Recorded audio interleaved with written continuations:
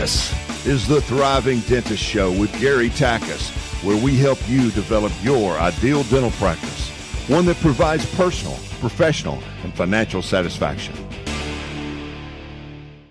Welcome to another episode of the Thriving Dentist Show. I'm Gary Takis, your podcast co-host. We have what I hope is going to be a very interesting episode for you. This episode is entitled The Retirement Episode, How to Successfully Retire.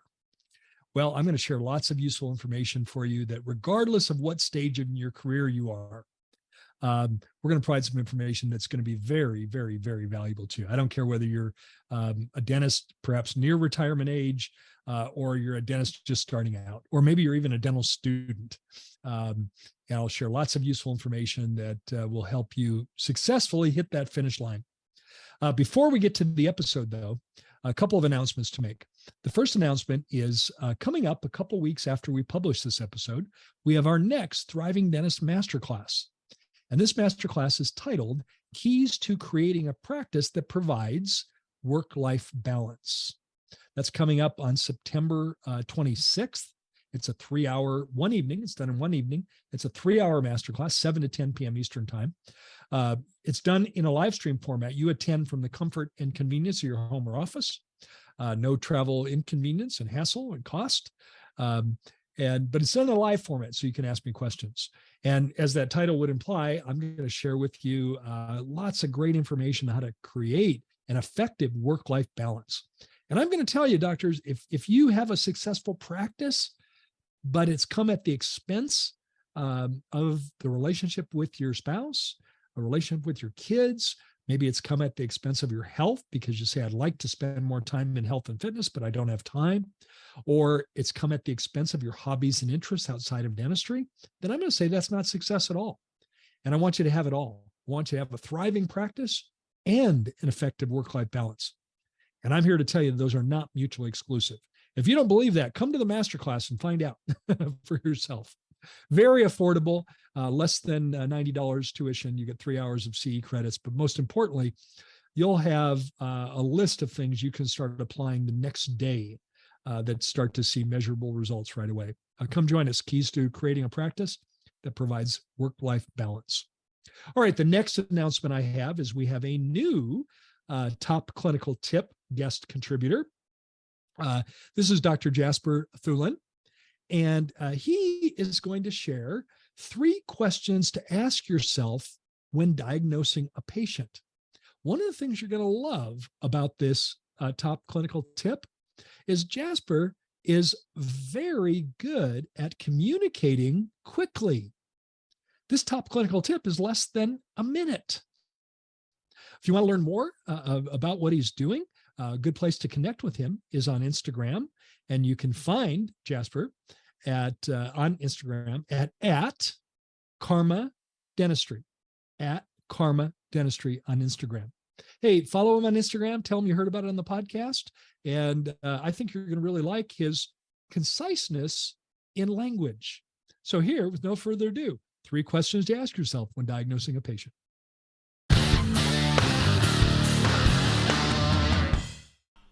So the clinical tip that I wanted to give you guys is a very basic one, but it's one of the most important one that I learned from one of my mentors. And it is about doing a good diagnosis before you even start to treat anything at all in dentistry. And I think the most important 3 questions that you should always ask yourself, no matter if it's during a checkup, an ortho intake, or a big restorative plan that you are working on, but always ask yourself 3 basic questions. First one is, what do I see? The second one is, where does it come from? And the third one is, what happens if we do nothing about it? And by asking these 3 questions, it drives you into a state of treating the cause in dentistry instead of only acting from a symptom kind of way. So always ask yourself these 3 questions. First one, what do I see? Second one, where does it come from? And the third one, what happens if we do nothing about it?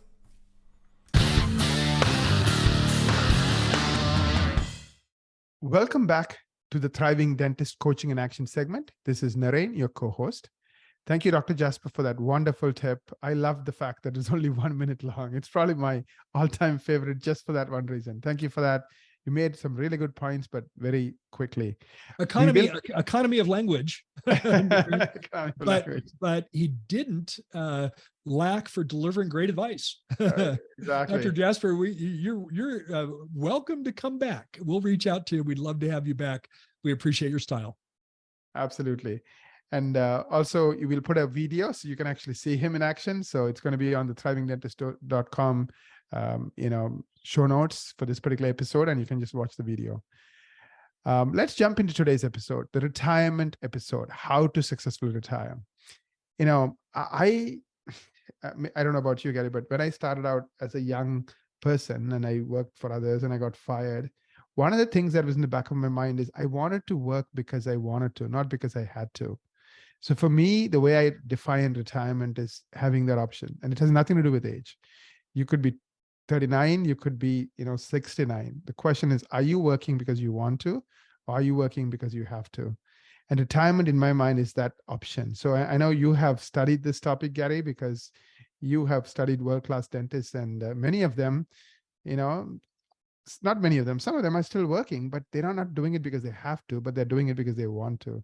I think that's the best of life. And I know even you talk about, the who's who in dentistry, right? I mean, the legends, some of them work till they're like 80 plus, but they did it because they wanted to. They had an amazing life. So this is going to be a fun episode. Yeah, this is an episode I'm very passionate about. And I want to diffuse something right from the beginning. I am not retiring. Just for the record, this is not about Gary announcing his retirement. No, I'm having too much fun. I'm having the time of my life, and I'm truly working because I want to. And it's not about my retirement, but it is about yours.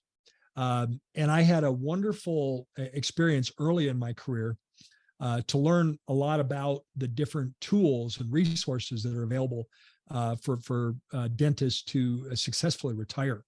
But the point that I want to make in opening this is that I don't care where you are in your season of practice. If you're an early career doctor, if you're a mid-career doctor, if you're a late career doctor, and let's even go earlier than early career.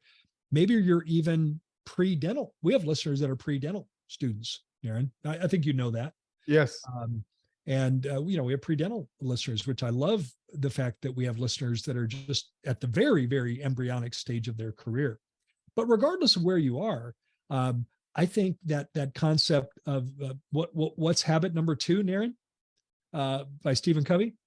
Is it begin with the end in mind, or is that begin with the end in mind? That's the one, number 2. Yes. Habit number 2 is begin with the end in mind, and with that theme of begin with the end in mind, I think when we start your career, we should be thinking about down the road towards retirement. Not that you want to spend every waking moment spending time and energy on that. That's not it at all. But one of our goals, we have 7 goals for a thriving practice. One of our goals, goal number 2, is to have enough revenue from your practice to create financial independence. And what does it mean to be financially independent? My definition is the day that you can go to work because you want to, not because you have to. Just what you said earlier, Naren. Yes. The day that you can go to work and from a technical standpoint, from say an accounting or financial planning standpoint, that would be the day that you had enough resources to provide you annual income equal to your income every year without ever touching the resources. Because if you're depending on depleting those resources down, then eventually you won't have those resources to provide you a future income.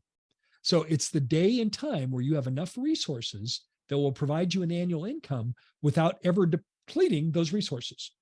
Does that make sense, Darren? Absolutely makes sense, Gary. I think, it's freedom, right? I don't know. I think for me, life is all about freedom. It's that chasing freedom, Yeah, it's freedom. Freedom to do what you want to do with your time, freedom to do what you want to do, everything. It's freedom. Freedom to work with who you want to work with. Yeah. In dental, freedom to treat the patients you want to treat, freedom to be surrounded by team members that you truly love. Yeah. It's truly freedom. And to get a little bit more technical here, and I'll just make up a number, Naren, but, let's say a listener had $400,000 in annual income.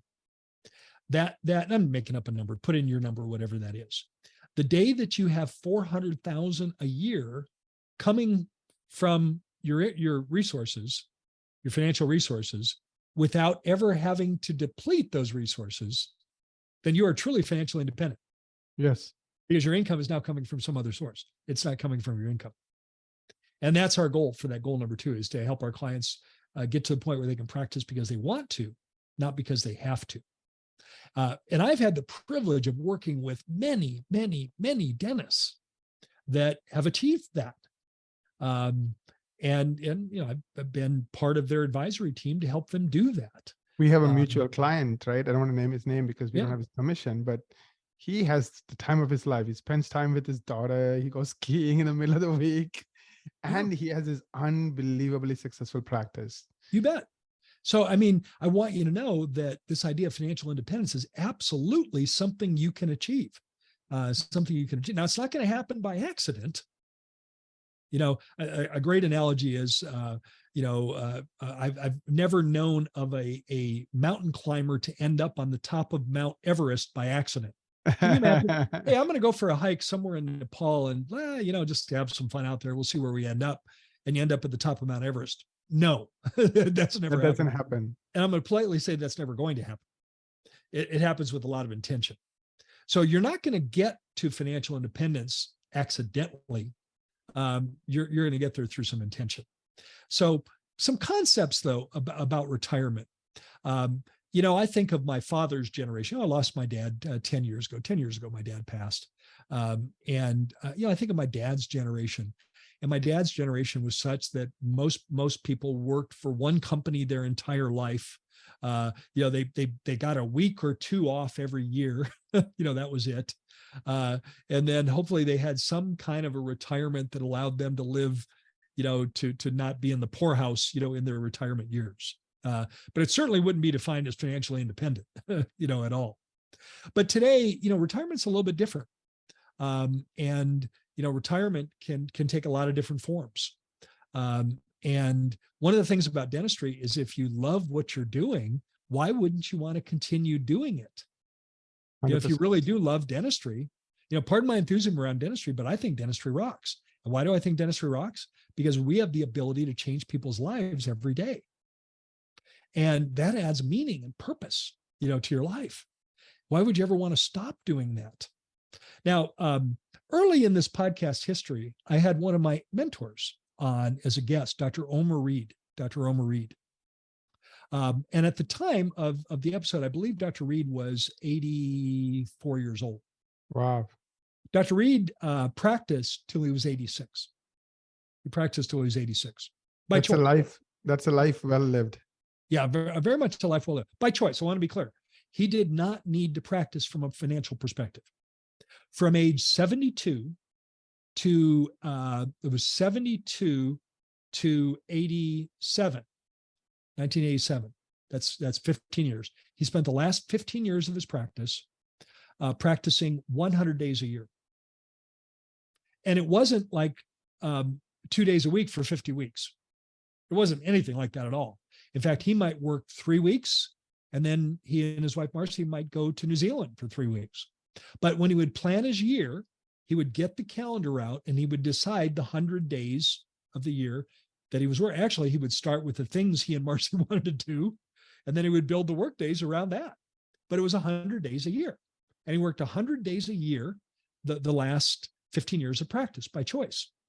And so I asked Dr. Reed, I said, Dr. Reed, what's your concept of retirement? Remember, Dr. Reed was a tremendous mentor to me. I have a wonderful, I'm so fortunate to have had his influence on me. And it's something that'll last throughout my life and hopefully like yours.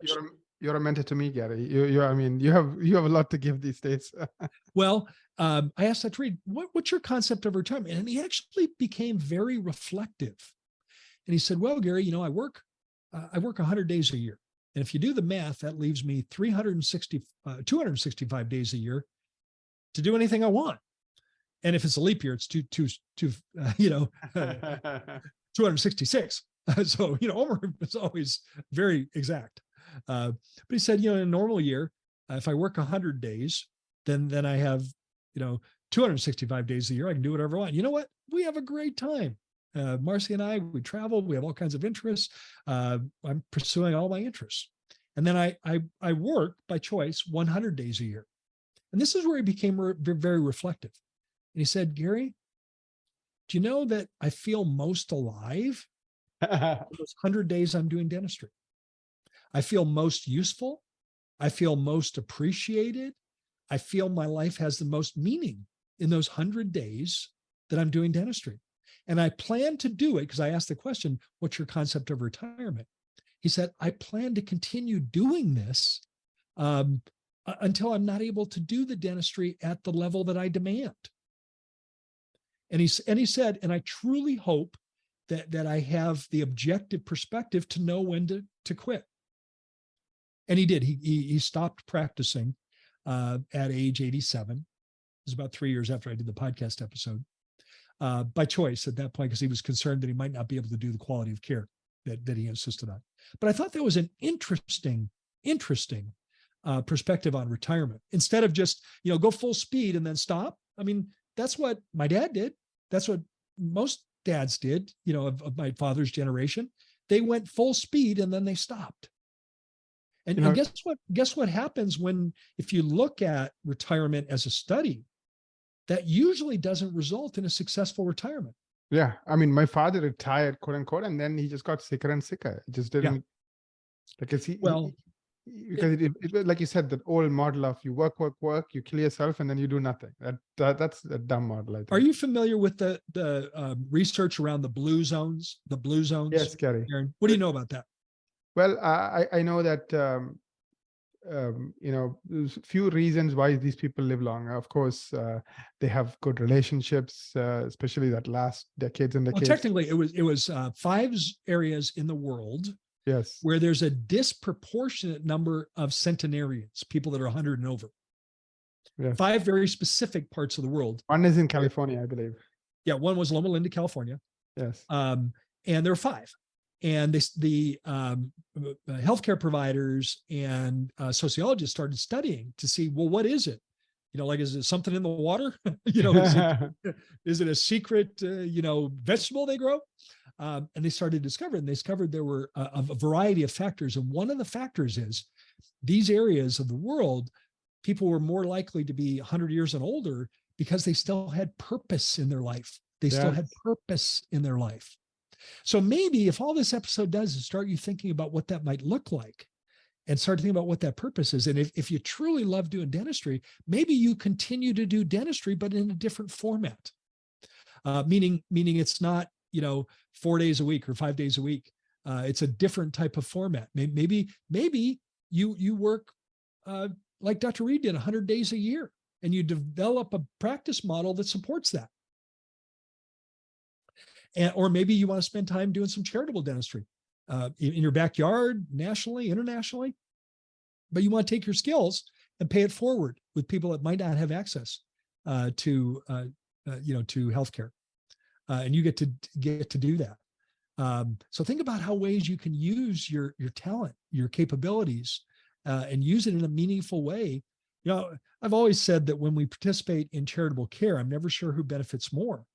The individual providing the care or the individual receiving the care. I think it's a real mutual give and take of exchange, of an energetic exchange. You're energetically taking care of someone and they are energetically receiving it. And what a tremendous exchange that occurs from that. What a meaning. But I want to get kind of technical in this coaching and action segment, because one of the ways that you could do this, think about this for a minute. This is something I've recently done with one of our coaching clients, and I won't use his name, so I want to keep it confidential, but I'll share the details. This is a doctor that had a very, very strong solo dentist practice, very strong solo dentist practice. He was by himself, and he was working. He chose to work a 4-day week. I was working a 4-day week, and he's mid-career. And he's thinking, how far do I take this model? And I started talking to him about the 3-day week. I said, man, I'd love to see you get to a 3-day week. He said, well, I'm not so sure that makes sense, with my overhead and that sort of thing. I said, well, what about we bring on a second doctor? We bring on an associate, and then we work toward each of you working a 3-day week. Maybe you work Monday, Tuesday, Wednesday, and your associate doc works Wednesday, Thursday, Friday. You could serve more patients. You could provide more, quality dentistry to patients in your community. It could be a better economic engine because, as we grow the practice, it becomes more profitable. And maybe that associate is so strong that you have that associate become a partner of yours. And maybe that associate purchases part of your practice. And that's exactly what we did. The associate bought half of his practice. Now, the percentage can vary. It doesn't have to be half of the practice. But in this case, his associate had a very successful 2-year associateship in the practice. So they wanted to make sure they were dating before they got married. And I'm using that term playfully, but they wanted to make sure that was going well. And then when it went well, I said, well, here's a path where you could purchase, half of the practice. So some of you might think, well, why would I want to own 50% of something when I used to own 100% of it? What's the answer to that, Aaron? Well, it depends on how big the pie is, right? If the pie is bigger and you still own 60%, then I think that's a good deal. 50% of a bigger pie could be worth more than 100% of a smaller pie. 100%. And when I want to, again, that's why I'm not disclosing names. I want to share what he did. When he sold half of his practice to the associate, in other words, the associate purchased half of the practice, he took the part of the proceeds from that sale and retired all debt, personally and professionally, and now became debt-free. How cool was that? So he was actually almost financially independent at that point by eliminating all debt, personal and professional. He was a lot closer. He was thinking that maybe this was going to be like another, 15, 20-year journey to get there. And he discovered that he was actually there, a lot closer to being there. Right. And, there's some wonderful tools. Talk to your CPA about this, but pension plans, when you can use pre-tax dollars, to fund a pension plan. It doesn't, you're going to need some good advice on this. An ADCPA accountant, would be very useful to help you, navigate what tools are available to do this. But what I wanted to do was just plant the seed. First of all, I want to let you know that anyone listening to this deserves to receive, financial independence from your work, and you deserve that. And I want to help you get there. And I want you to think about what retirement means, in the future, and think about a way to continue to do what you do, but doing it. I had a client actually very bluntly say, Gary, I love what I do. I just like to do a little bit less of it. And that's exactly how he said. Imagine that, Aaron. I love what I do, but I'd actually like to do a little bit less of it because there's some other things I want to do. And in his case, what that meant was going from 4 days a week to 3 days a week. And all of a sudden it made all the difference in the world in terms of, how he felt about work. This has accidentally become maybe bring it back full circle, Naren, in this coaching and action segment. At the top, we talked about our upcoming masterclass, how to achieve effective work-life balance. Well, if any of these things are interesting, maybe that masterclass would be a good spot, a good next step for you. Naren, let's hit pause here. And we've got some great questions coming up. And let's get into the Q&A segment, because we'll get into a lot more granular detail about retiring and all the details around that. But understand that this is not about, going full speed and then immediately slam on the brakes on. I think that is the worst way to retire. It's probably the worst way to retire when it comes to your health, as well. All right, we'll hit pause here and we'll resume with the Thriving Dentist Q&A segment. Well, we're back with the Thriving Dentist Q&A segment, and it occurred to me, I talked about the interview that we did with Dr. Omar Reed. Naren, let's put a link to that interview in the show notes. Now, this is in the early days of starting the Thriving Dentist Show podcast. I think it was in our second year, but let's put a link to that, because Dr. Reed shares some wonderful information that ties directly to this podcast. So you go to thrivingdentist.com, click on podcast, just scroll down till you see this episode. The one that's titled The Retirement Episode, How to Successfully Retire. And there'll be a link right there in the show notes with a link back to that podcast episode that I did with Dr. Reed a number of years ago. And I'll let him be your mentor like he's been for me for all these years. All right, Naren, let's get into the Q&A segment. Gary, looking forward to the Q&A segment. I have 4 questions for you. What is the youngest age of a dentist who you have encountered that has successfully retired? Okay. What a great question. What a very, very specific question. Actually, that one instantly comes to my mind. I had the privilege of working with a dentist who successfully retired at age 37. Age 37. And by that, I mean that he had financial independence, had the ability to reproduce his income for the rest of his life, coming from, in this case, from his pension plan and his investments. And this was a doctor who became a practice owner at age 27. So I'm going to make a statement that one of the details that I think will help you accelerate creating financial independence is becoming a practice owner. Now, you don't have to be a practice owner to, successfully retire, but being a practice owner gives you tremendous advantage that you wouldn't have if you didn't own a practice. So I think the best path, giving you more options, is to become a practice owner. I think you would agree with me on that, Naren? Yes, Gary, it is. It is probably the best path to create financial independence, because your number one money-making machine is your practice. So and you're driving the bus. Yes. You have the control over that. You're not, your financial future isn't in the hands of others. Anyway, Right. this dentist became a practice owner at age 27. He bought a very good practice and built it very successfully. He was a coaching client of mine for many years. I believe he was 29 when I became a coach in his practice. And he accelerated the growth in that practice. He ended up bringing an associate doc on. It was a 2-doc practice. He chose to, the associate that he had didn't want equity, and so he chose to be the sole owner of this practice. But then at age 37, what he did was he had an opportunity to join the family business through his father and brothers. And as much as he loved dentistry, the opportunity to be in the family business with his father and brothers allowed him to retire. And he could actually retire from dentistry, at age 37. So the answer to that question is age 37. He contributed the maximum amount he could to his pension plan every year. And the practice provided the capability of doing that with pre-tax dollars.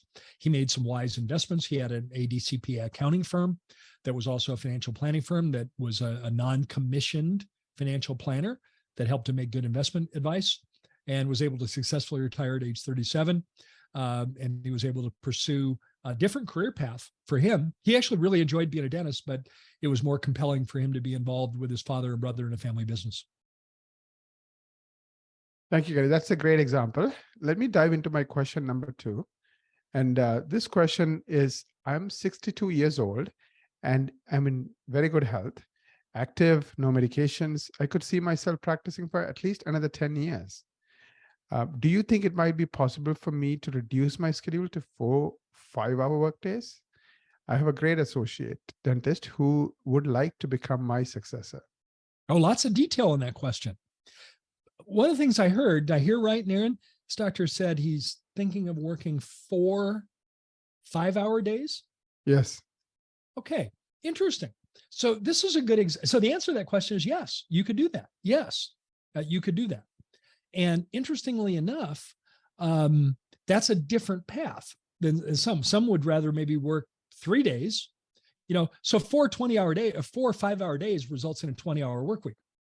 I do my math right, Naren? Yes, that is correct. I know some doctors say, you know what, I'd rather do with the 20-hour work. I'd rather work 2 10-hour days, instead of 4 5-hour days. But it kind of reminds me of a situation that I've had in my coaching base that's actually really cool. So let me share this situation with you. Again, I won't use the names, but I'll use the situation. This was a situation where mom was the practice owner. Mom owned the practice, and her 2 sons were dentists in the practice. So did I describe that in a way that makes sense, Naren? Mom is the owner of the practice, and her 2 sons had chosen to become dentists and now had joined her practice as associate docs with the idea of becoming her successor. And mom told me, and she was 62 at this time. So if I recall right, the same age as the doctor asking this question. Is that right, Naren? 62? That is correct. Yeah. So she was 62. And she said, unfortunately, Gary, I've had some health issues where I've got some neck and back issues that I really don't want to work any more than 4 or 5 hours a day.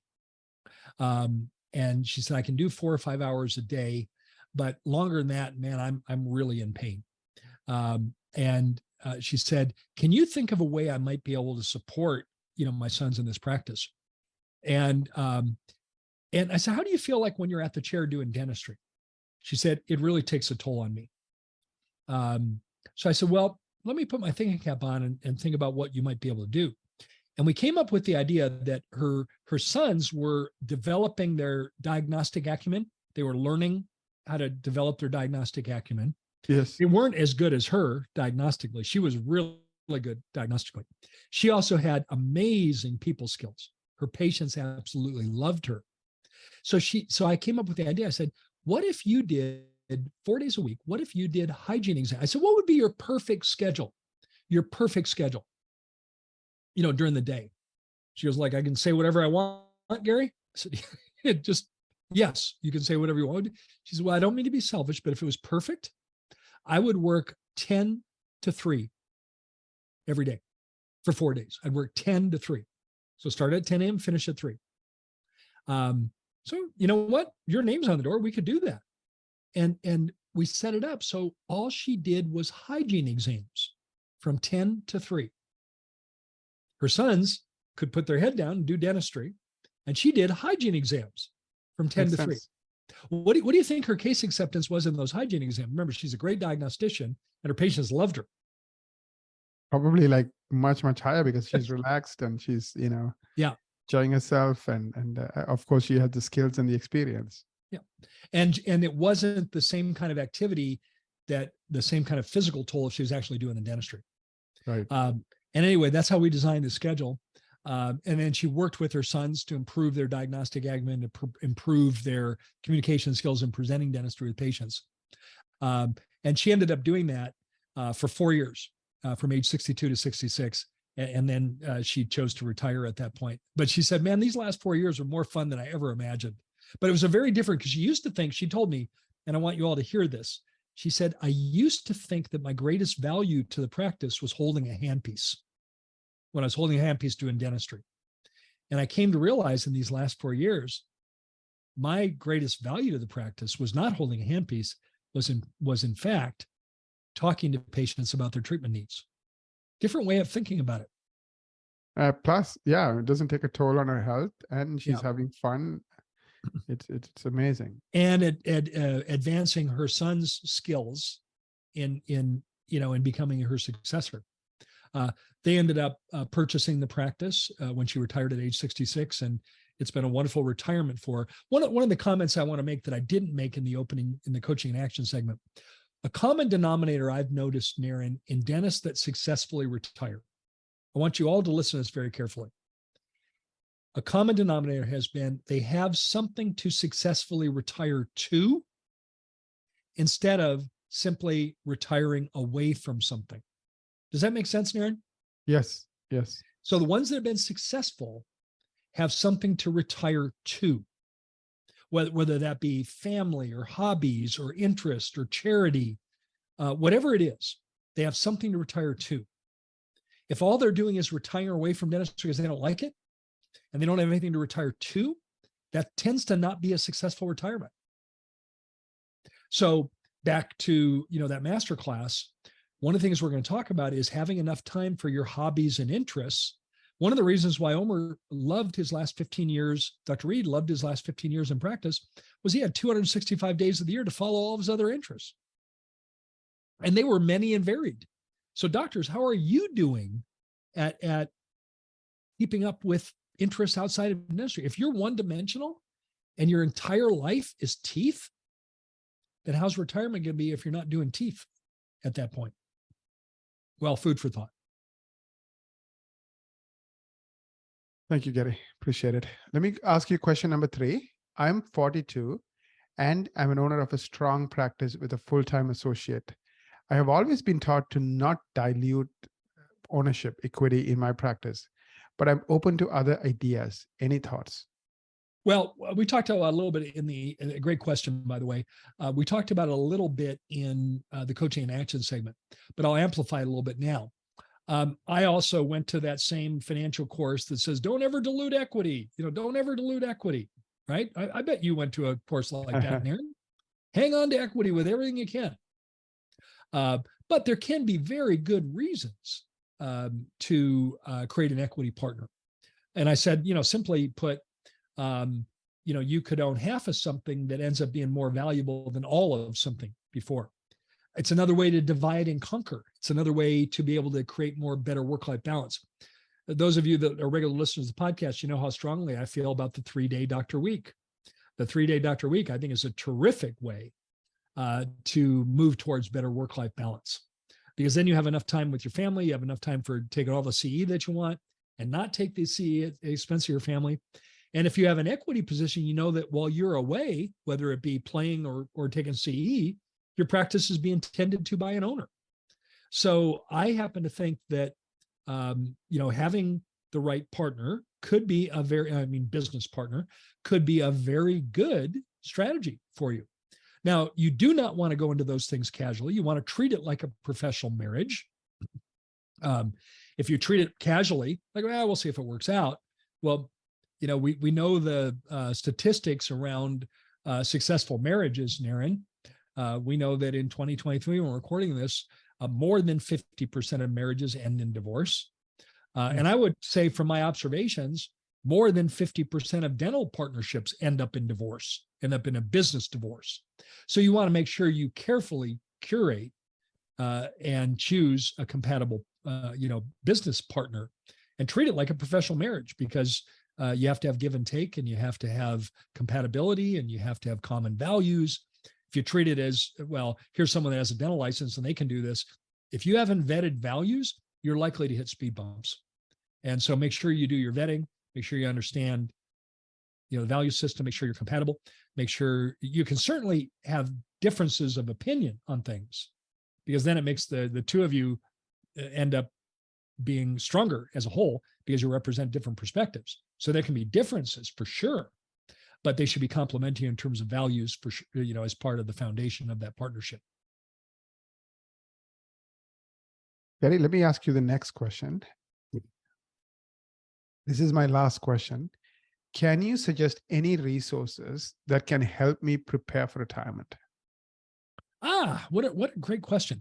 Let me think about that. You know what? I did, as book club for our clients, a really, really, really good book. The book is titled The Number. The Number is the name of the book. In fact, I'm going to reach over. I happen to have it on my bookshelf. It's called The Number, and it's written by Lee Eisenberg. Lee Eisenberg. And his last name is Eisenberg. And it's called The Number. And ostensibly, this book is designed to help you determine how much money you need to retire. And he has all kinds of variables and all kinds of ways to understand it. But he's actually a very talented writer, and it's not an accounting book. And it's subtitled A Completely Different Way to Think About the Rest of Your Life. So the book is titled The Number. It's subtitled A Completely Different Way to Think About the Rest of Your Life, written by Lee Eisenberg. When I did this as book club with our clients, they were so appreciative, because it gave them a whole different perspective about what retirement looks like in the 21st century. Because it doesn't look like it looked like in the 20th century, like my dad. It doesn't look like you go full speed and then stop. In fact, Lee shares all kinds of factual information, data about the fact that when people go full speed and then hit the brakes, they typically have a very short retirement lifespan. They typically die very quickly because they have no more purpose. And he shares that. And he talks about ways to think about how you might do what you've always loved to do, but you do it in a very different way. Maybe you do it like that client I told you about, that she worked 5 hours a day, and that was very different from the 9 hours a day she used to work. She used to work 4 days a week, 9 hours. And she's now working 5 hours a day and loved it. And she was doing dentistry, but not with a handpiece. She was doing it diagnostically with her patients and hygiene exams. Think about that. She was still functioning as a dentist, right, Naren? Yes. But in a very different way. In fact, it was that book that helped inspire me to give her her answer. She said, Gary, I can't figure out how to do this. Help me figure out how to do this. And it was that book, The Number by Lee Eisenberg, that inspired me to share the thoughts about, hey, how about if you become the doctor that does the hygiene exams? She said, I didn't like doing hygiene exams when I was the dentist because I was being tugged in 3 other rooms at the same time. But I'd really love doing hygiene exams if all I had to do was hygiene exams. It was that book that inspired me. So that's a resource that I would suggest. The other one that I would suggest from a financial standpoint, I'm a voracious reader, and I'm sure you're familiar with the book, Naren, but it's called The Millionaire Next Door. The Millionaire Next Door. And that book is it's more on the financial side, but it's an interesting read. And it's a book that's about the habits of people that have become defined, as a millionaire. And there's good habits to follow in that. And that'd be another resource. I think those two would be a really good place to start if you wanted more resources to start thinking about retirement. Well, as we come to the finish line on this podcast episode, hope you've learned some things. Hope you've learned some things that maybe inspire you. I hope you truly feel that you deserve to retire with dignity and you deserve to retire with financial independence. Well, as we wrap this up, Naren, I want to say thanks to you for co-hosting this episode. Also, thank you to all the amazing work that you guys do at Equa to help dentists develop a successful marketing plan to attract quality new patients. If you're a PPO practice and you're subjected to those PPO fees, I want you to start thinking from this moment forward. I want you to start thinking about your adjustments, your insurance adjustments, the amount of money that you have to adjust off as a marketing expense. Why is that? Because you're paying Delta to provide you patients. And the average adjustment in the average practice, according to the ADA, is writing off over $500,000 a year in insurance adjustments. The difference between their usual fee and their contracted fee. And if they did that for 10 years, Aaron, my math says that's over $5 million. Did I get the math right? You did. Well, imagine how that $5 million would be in, your assets in the bank for you, or in your investment portfolio for you, rather than the fat cats at the insurance company. Well, if you want to learn how Equa can help you with that, radically reduce your expenses, replace Delta as a source of new patients with Google as a source of new patients, then I would encourage you to schedule a marketing strategy meeting with Equa. You can do that by going to www.equa.com/MSM, marketing strategy meeting. Be time well spent for sure. Well, thank you for the privilege of your time. One last favor. If you like what you hear on the Thriving Dentist Show, click subscribe. That means that every Wednesday when we upload a new show, to be automatically uploaded for your listening convenience. Thank you in advance for doing that. Naren and I look forward to connecting with you on the next Thriving Dentist Show.